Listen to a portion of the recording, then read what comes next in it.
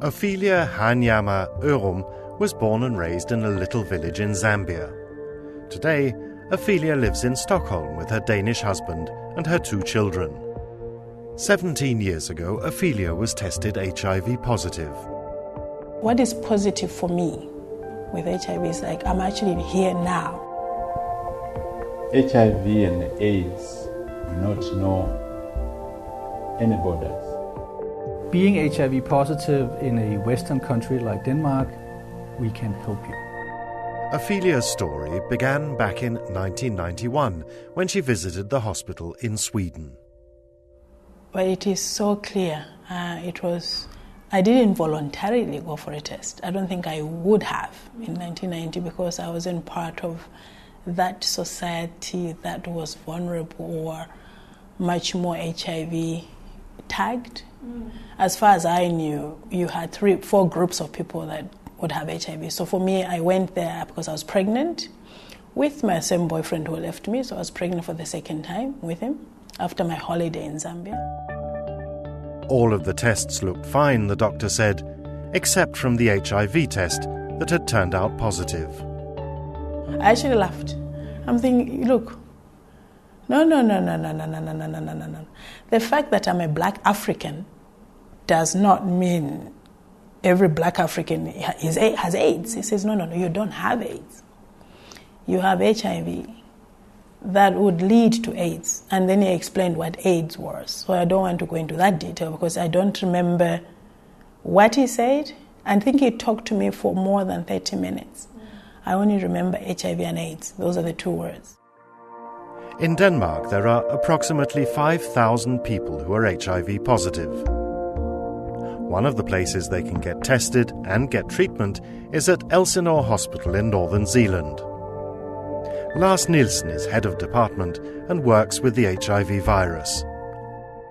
HIV is a virus that infects the body and slowly destroys the immune system. It's kind of a tricky virus because you get it and you really think you have the flu. The tricky thing is that the virus does not go away. It stays in your body. And then when you get over the initial flu period, you have the virus in your body and you feel perfectly normal. And you can stay with the virus for many, many years without getting sick at all.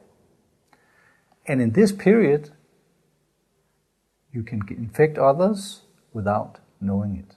That's why it's so important to get tested if you suspect that you can be HIV positive. Ophelia didn't know she was infected when she was tested during her pregnancy, and she doesn't know who she got the infection from either. I actually would have no idea specific which day, when and who, but the knowledge I have today, 2008, when I look back in 1990 I had 250 CD4 and my CD4 never went up. So I was going to AIDS. So it could have been somewhere in the mid-80s. I could have been 17 years old. You get HIV by sexual contact with an HIV positive or by getting blood from that have virus in it.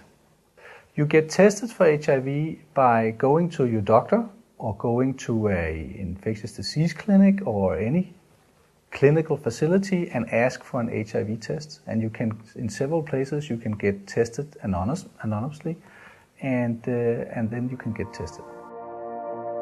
When Ophelia was tested positive, telling the family was one of the hardest things to deal with. Before I told them, I had to find stories for going to the hospitals. I went to the hospital every 3 months. So everyone was wondering, so what is wrong with you? So I'm like, we are in Sweden. You can actually just go and check if you have cancer, anything. Even you can go. I would tell my sister or my other sisters who didn't know. I said, well, I don't know why you don't go. I do. So I don't think it's your business what I go to do. So I've had cancer in lying, in getting away with it. Yeah. I've had a lot of diseases which I didn't have. But to get away for every visit, I had to say some story. But the problem with those stories is that I got mixed up. The next time I didn't remember what I said. So people started wondering, the cancer is gone and then you have this. How is that possible? And I got so tired of lying. The only thing I was telling the truth about was my name. For 4 years, or just my name. When I had my son, he was so little, so I thought to myself, this is it. There's no going back. Now it's time to leave. So my mother came to stay with me. So one day I just woke up and said, look, I wasn't breastfeeding.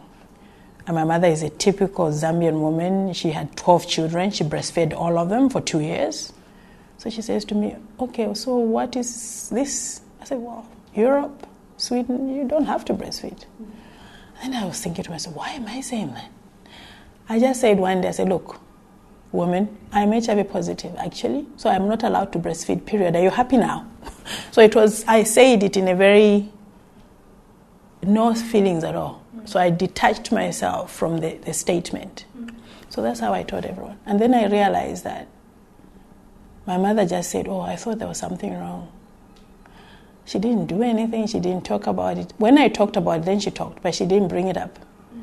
And I think she went through a lot on her own. And what I'm happy about is that I had enough time. I still have enough time to make my mother understand. The worst thing would be if I told my mother when I had TB lying down in a hospital where I couldn't speak, and to leave my mother guessing. I would never do that to anyone. To start treatment doesn't necessarily mean that the person infected has to be medicated right away. When you're HIV positive and you're going to an infectious disease clinic, we monitor your virus and your immune system with blood samples every 3 months. So we can see when this is starting to happen before you get sick. And that's when we start treatment.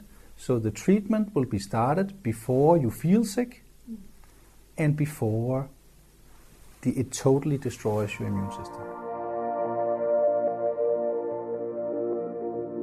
In Denmark, you have the right to treatment no matter how you got infected, and it doesn't affect your rights as a member of the Danish community. If you have residence in Denmark, you have access to medical services. You can have access to treatment. You also have the right to confidentiality. So you are protected in a number of areas, and it's not just that you have rights. You also have some opportunities to seek the support and to seek the counselling that is needed to clarify your status. You cannot lose any of your rights based on your HIV status. Okay. So that is not a problem.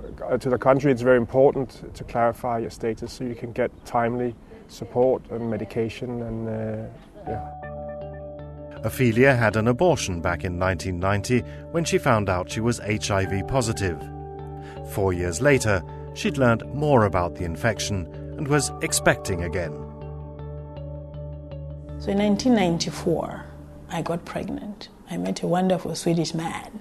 Wonderful because he understood, who I thought didn't understand what HIV was.